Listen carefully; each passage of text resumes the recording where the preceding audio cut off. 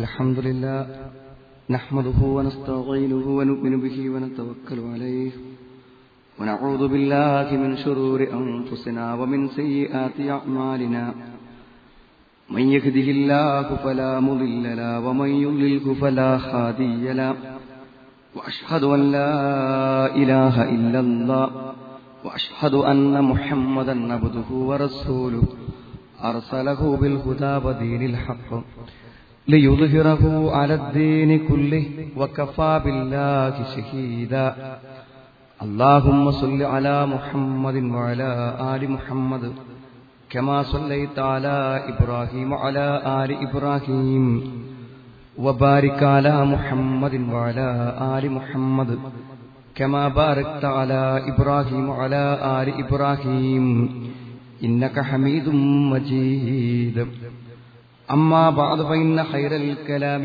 كلام الله وخير الحديث كتاب الله وخير الهدي هدي محمد صلى الله عليه وسلم وشر الأمور محدثاتها وكل محدثة بدعة وكل بدعة ضلالة أعوذ بالله من الشيطان الرجيم بسم الله الرحمن الرحيم يا أيها الذين آمنوا اتقوا الله حق تقاته ولا تموتن إلا وأنتم مسلمون يا أيها الناس اتقوا ربكم الذي خلقكم من نفس واحدة وخلق منها زوجها وبث منهما رجالا كثيرا ونساء واتقوا الله الذي تساءلون به والأرحام إن الله كان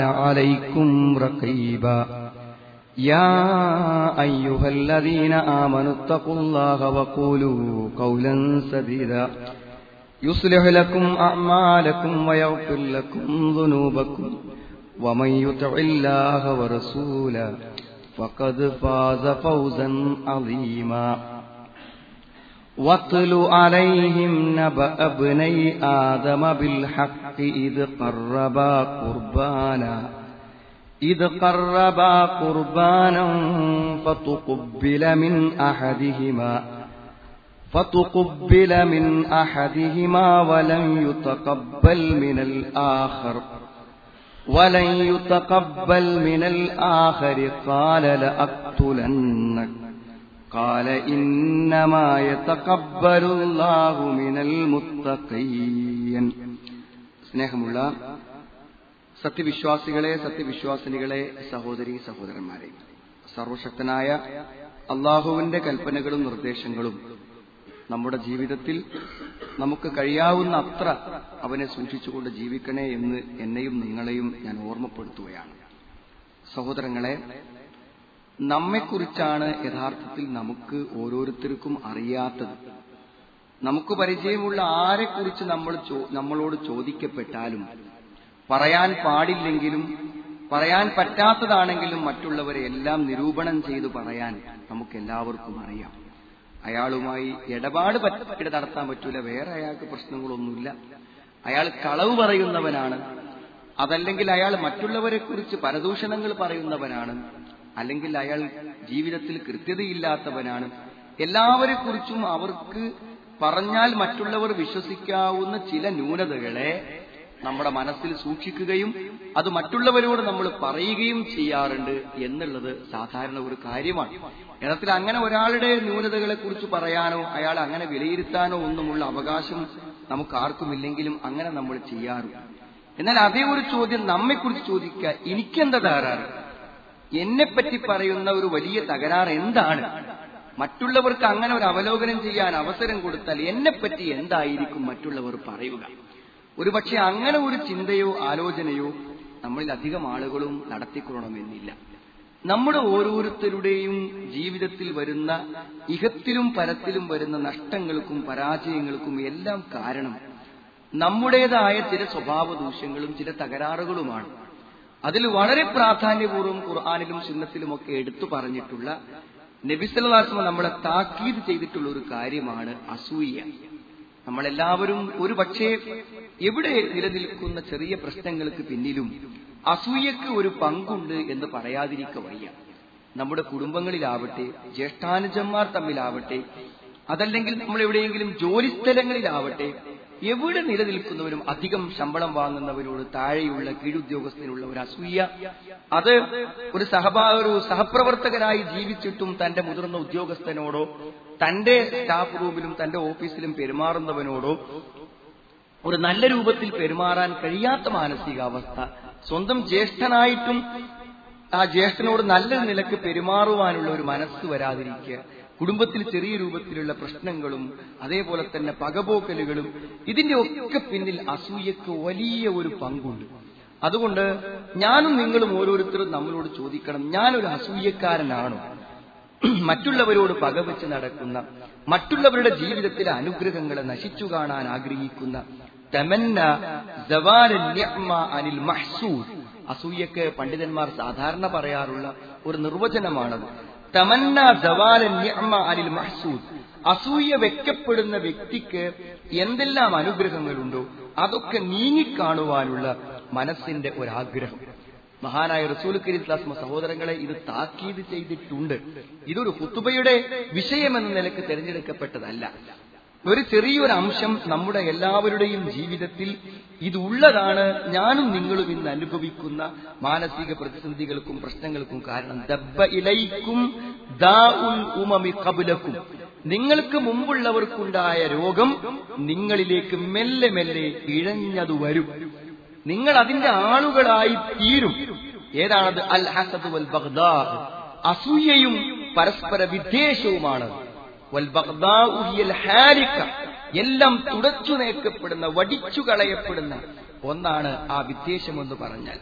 അമാ ഇന്നി ലാ അഖൂലു തഹ്ലികു ശഅർ, മുടി വടിച്ചു നീക്കുമെന്നല്ല ഞാൻ പറഞ്ഞത്, മറിച്ച് വലാകിൻ തഹ്ലികുദ്ദീൻ, നിങ്ങളുടെ ദീനിനെ അത് തുടച്ചു നീക്കുമെന്നാണ്.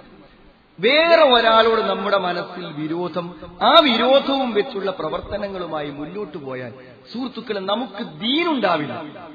നമ്മുടെ മനസ്സിൽ ദീനിന്റെ ഒരു അടയാളവും ദീന് കൊണ്ടുണ്ടാവേണ്ട ഒരു ഗുണവും മനസ്സിലില്ലാത്ത വിധം നമ്മൾ നശിച്ചു പോകും എന്ന് നമുക്ക് താക്കീത് നൽകുന്നത് മഹാനായ റസൂൽ കരീം സ്വല്ലല്ലാഹു അലൈഹി വസല്ലമയാണ്.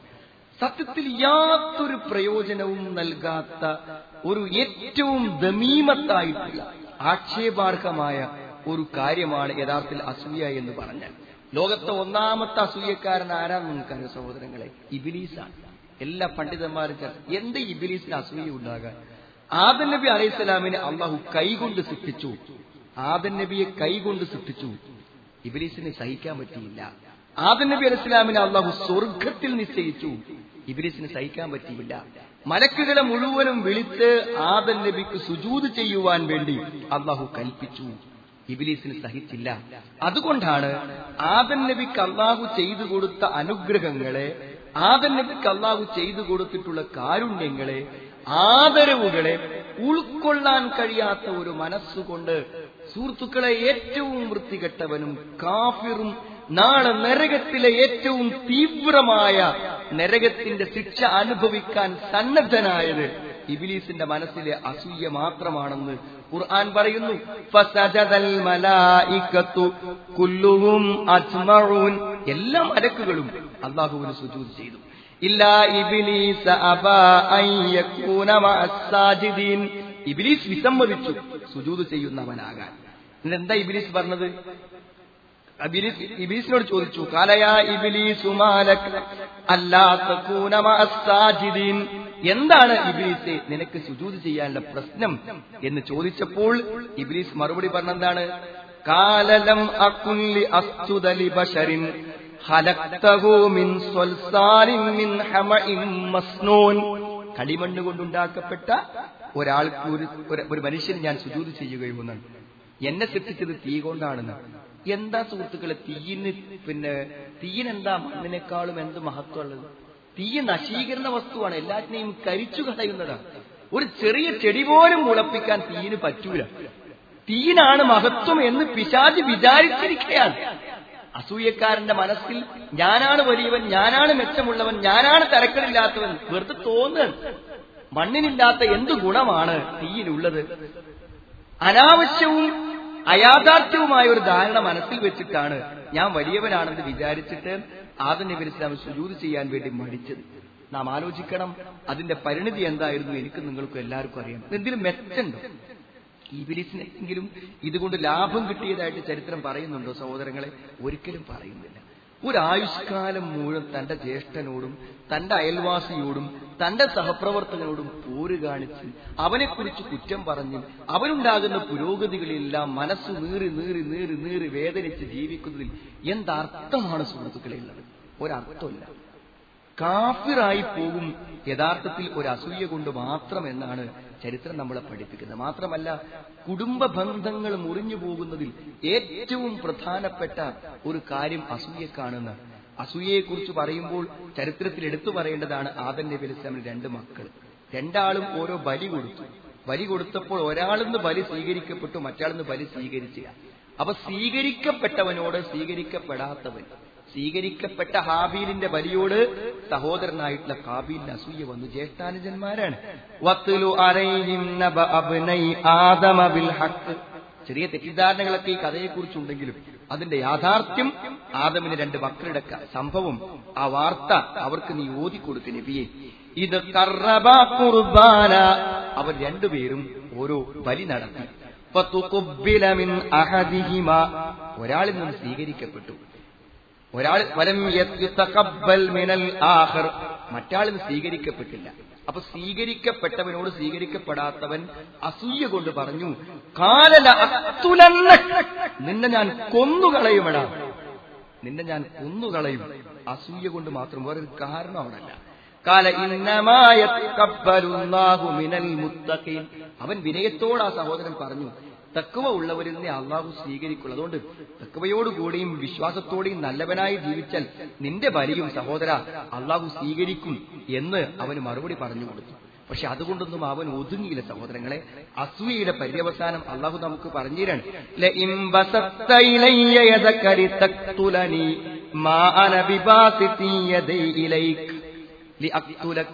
നീ എന്നെ കൊല്ലാൻ വേണ്ടി കൈ നീട്ടിയാലും ഞാൻ എന്നെ കൊല്ലാൻ വേണ്ടി കൈ നീട്ടുന്നവനല്ല, ഞാൻ എന്നെ കൊല്ലൂല. കാരണം എന്താ? ഇന്നീ അഖാഫുല്ലാഹ റബ്ബൽ ആലമീൻ, ലോകരക്ഷിതാവായ അള്ളാഹു എനിക്ക് പേടിയാണ്. അതുകൊണ്ട് നീ എന്നെ കൊല്ലുകയാണെങ്കിൽ കൊന്നോ, ഞാൻ തിരിച്ച് നിന്നെ കൊല്ലൂല. ഇന്നി ഉരീദു അൻ തബൂഅ ബിഇസ്മി വഇസ്മിക് ഫതകൂന മിൻ അസ്ഹാബിൻ നാർ. ഒരു കുർബാന സ്വീകരിക്കാൻ പറ്റാത്ത വിധം ദുഷിച്ച നിന്റെ ജീവിതത്തിന്റെ പാപങ്ങളും എന്നെ കൊന്ന പാപങ്ങളും കൊണ്ട് നീ നരകത്തിൽ പോകും. എന്നെ കൊന്നാൽ വേറെന്താ സംഭവിക്കുക? വദാലിക ജസാഉൽ ദാലിമീൻ. അതാണ് അക്രമികൾക്ക് കിട്ടുന്ന പ്രതിഫലം.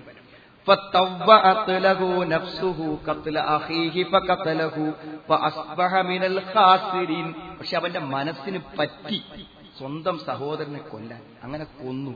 അവൻ നഷ്ടക്കാരിൽ പെട്ടുപോയി. എന്നിട്ട് നമുക്കറിയാം, ഒരു കാക്ക ചത്തുപോയ മറ്റൊരു കാക്കയെ മറവ് ചെയ്യുന്നത് കണ്ടപ്പോൾ ലജ്ജയോടുകൂടെ അവൻ പറഞ്ഞു, അജസ്തു അൻ അകൂന മിത്ല ഹാദൽ ഗുറാബ്. ഈ കാക്കയെപ്പോലെ പോലും എനിക്കാകാൻ പറ്റിയില്ലല്ലോ. അപ്പൊ ഉവാരി സൗഅത്താഹി, എന്റെ ജ്യേഷ്ഠന്റെ ഈ നഗ്ന ജഡം മറവ് ചെയ്യാൻ ഈ കാക്കയുടെ പോലും ഒരറിവും വിവരവും എനിക്കുണ്ടായില്ലല്ലോ. അസ്ബഹ മിനൻ നാദിമീൻ. അതാ അസൂയന്റെ ഫലം. സ്വന്തം ജ്യേഷ്ഠൻ മരിച്ചു, ഒരു കൊലപാതകത്തിന്റെ കുറ്റം കിട്ടി, അള്ളാഹുവിന്റെ അടുക്കിലുള്ള നരകത്തിന് അർഹനായി. ഇതാണ് ഒരു അസൂയന്റെ ഫലം. എന്താ സുഹൃത്തുക്കളെ നേട്ടം? ഒരു നേട്ടമില്ല. നമ്മൾ ഓരോരുത്തരും ഒരു പുനർവിചിന്തനം നടത്തുക. നമ്മുടെയൊക്കെ മനസ്സിൽ അസൂയയുടെ അംശമുണ്ടെങ്കിൽ അതുകൊണ്ട് നമ്മൾ അനുഭവിക്കുന്ന പ്രയാസവും അതിന്റെ പരിണിതിയും എന്താണെന്നതിനെ കുറിച്ചൊരു ആലോചന നമുക്ക് വേണം. ഒരു സത്യം സ്വീകരിക്കാൻ അസൂയക്കാരന് പറ്റൂല. നമ്മൾ ഒരു സത്യം, നമുക്ക് 100% ബോധ്യമുള്ള ഒരു ശരി അംഗീകരിച്ചു കൊടുക്കാൻ അസൂയക്കാരന് പറ്റൂല. കാരണം ഈ വേദക്കാരായിട്ടുള്ള ബനു ഇസ്രായേലുകാരുടെ പരമ്പരയിലുള്ള വേദക്കാരായ ആളുകള് അറബികളായ ഖുറൈശികളോട് ഇങ്ങനെ പറഞ്ഞു നടക്കുന്നത്, ഞങ്ങൾക്ക് വേദമുണ്ട്, ഞങ്ങൾക്ക് പ്രമാണമുണ്ട്, ഞങ്ങൾക്ക് അള്ളാഹുവിന്റെ നിയമമുണ്ട് എന്നൊക്കെ പറയും. അപ്പൊ ഇവർക്കൊരാഗ്രഹം ഉണ്ടായിരുന്നു, ഒരു പ്രവാചകൻ വരാണ്ടല്ലോ. അപ്പൊ ആ പ്രവാചകൻ വന്നു കഴിയുമ്പോൾ വേദക്കാരായ ആളുകൾ പറയും, ഒരു പ്രവാചകൻ വന്നു കഴിയുമ്പോൾ ഞങ്ങൾക്ക് നിങ്ങളോട്, മുശ്രിക്കുകളോട്, തിരിച്ച് മുശ്രിക്കായ ആളുകളോട് ഞങ്ങൾക്ക് വിജയം നേടാൻ ആ പ്രവാചകൻ ഉപയോഗിച്ച് പറ്റുമെന്ന് ബനു ഇസ്രായേലുകാർ പറഞ്ഞു.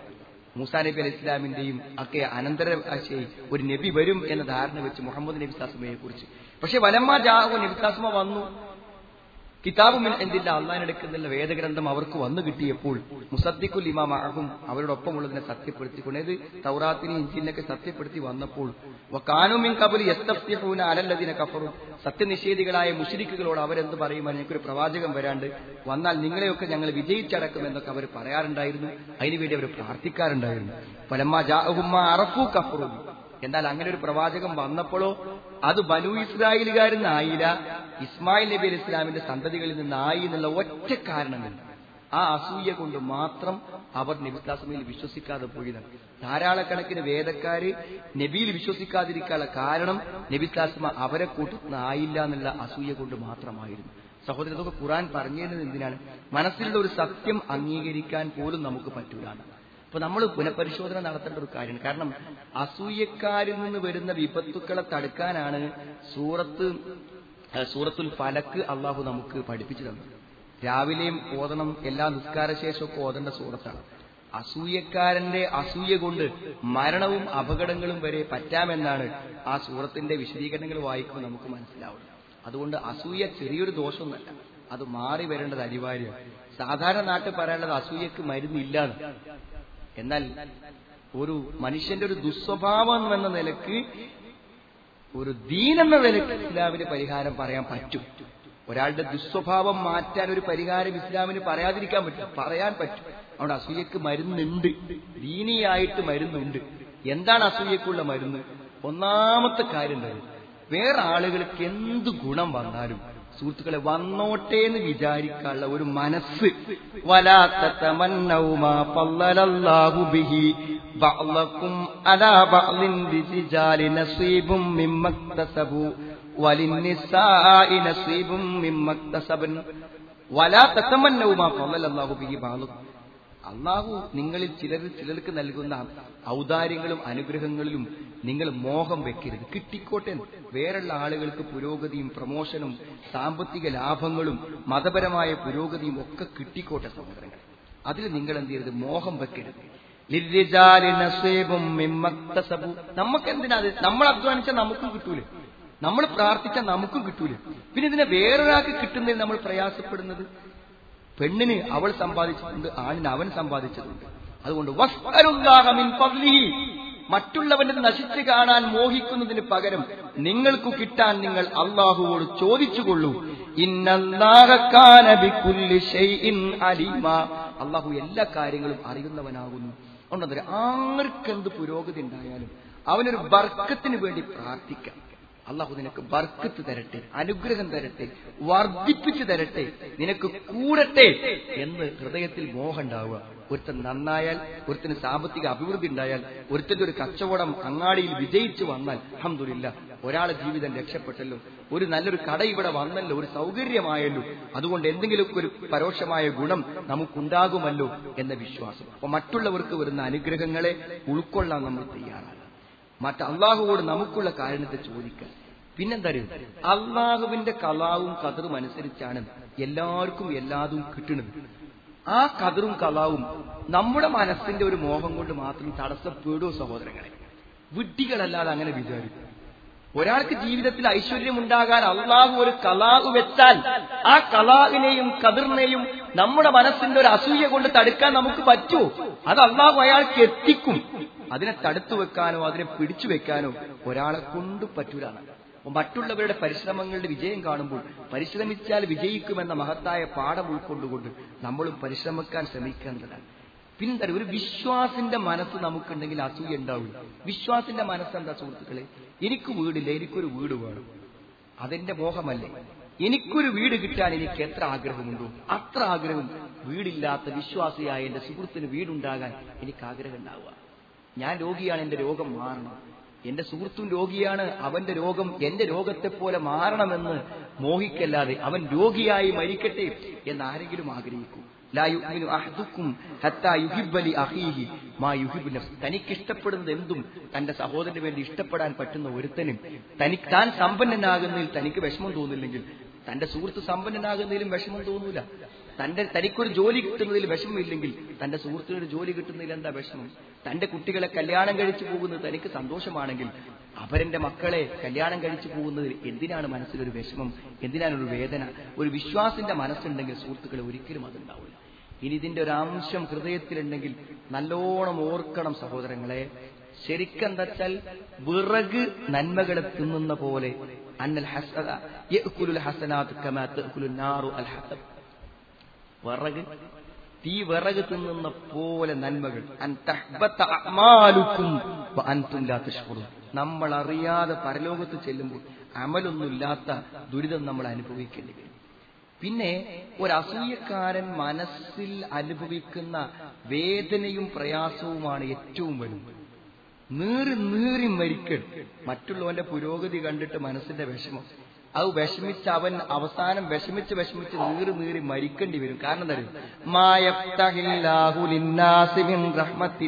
അള്ളാഹു ഒരു കാരുണ്യത്തെ ആർക്കെങ്കിലും ജനങ്ങൾക്ക് അള്ളാഹു തുറന്നു കൊടുത്താൽ ഫലാ മുംസിക ലഹാ, അതിനെ തടുക്കാൻ ആർക്കും പറ്റൂല.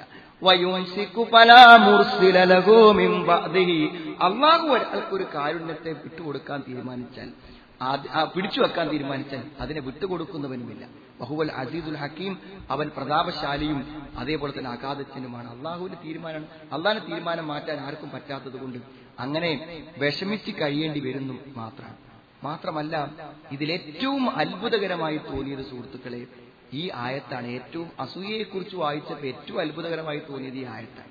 എന്ന് പറയും, ഈ അസൂയക്കാരുടെ ഒരു പരിപാടി എന്താ വെച്ചാൽ അവർ മറ്റുള്ളവരെ കൂടെ നശിക്കുന്നതിലേക്ക് ക്ഷണിക്കുന്ന, മറ്റുള്ളവരെ കൂടെ വഴിവിഴവിലേക്കും അപകടങ്ങളിലേക്കും മനഃപൂർവ്വം ക്ഷണിച്ചുകൊണ്ടിരിക്കും.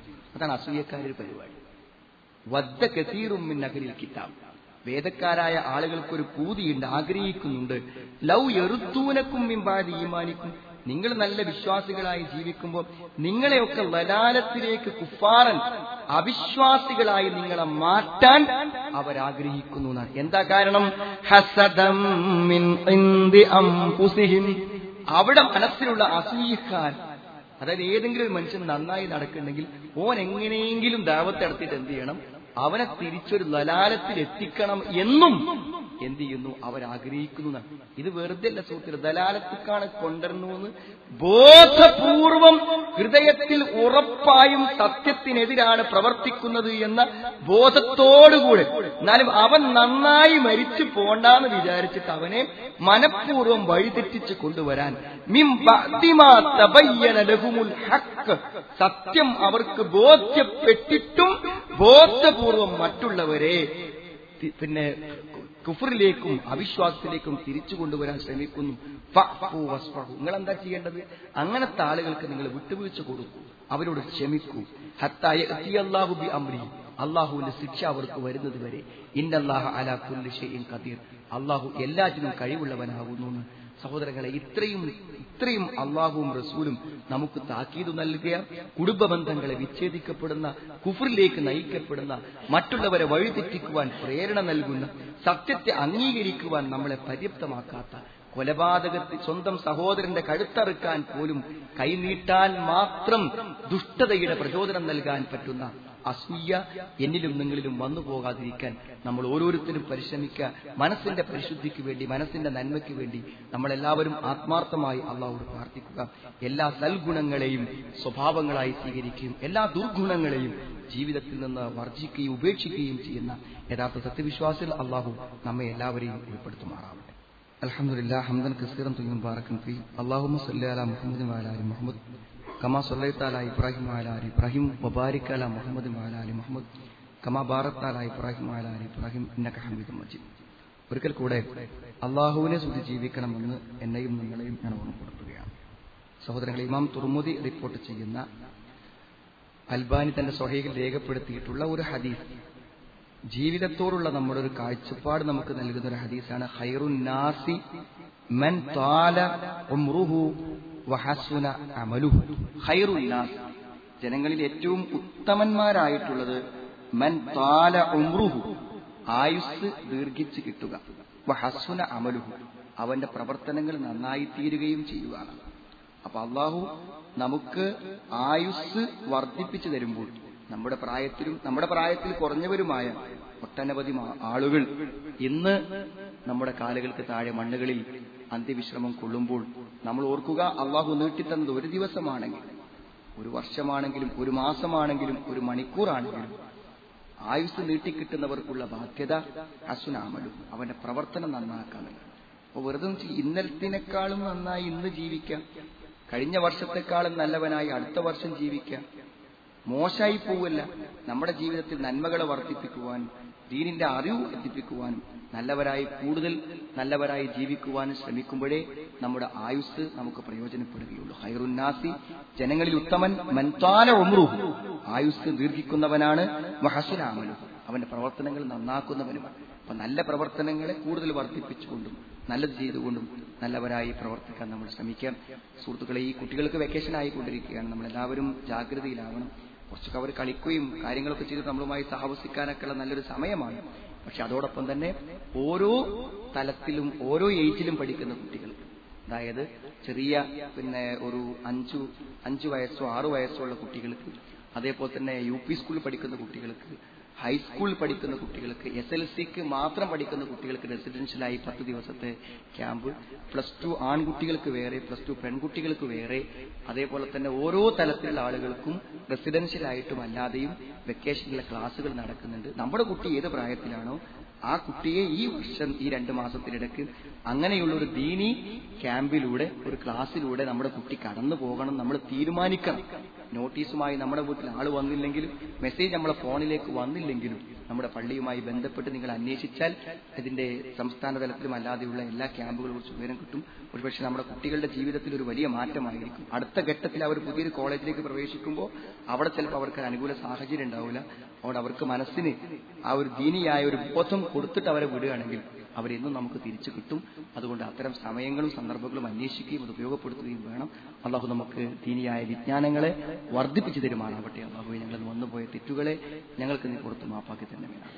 തീക്ഷ്ണമായ പരീക്ഷണങ്ങളിലും പ്രതിസന്ധികളിൽ നിന്നും ഞങ്ങൾ നീ കാത്തുരക്ഷിക്കണമേ. ഞങ്ങളിന്ന് മരണപ്പെട്ടു പോയ ആളുകളുടെ കബറുകളെ നീ വിശാലമാക്കി കൊടുക്കണമേ. രോഗങ്ങൾ അനുഭവിക്കുന്ന രോഗികളായ ഒട്ടനവധി ആളുകൾ ഞങ്ങളുടെ ഹോസ്പിറ്റലിലും ബന്ധുക്കളുമായിട്ടുണ്ട്. അവർക്ക് എല്ലാവർക്കും രോഗശമനം പ്രദാനം ചെയ്യണമേ.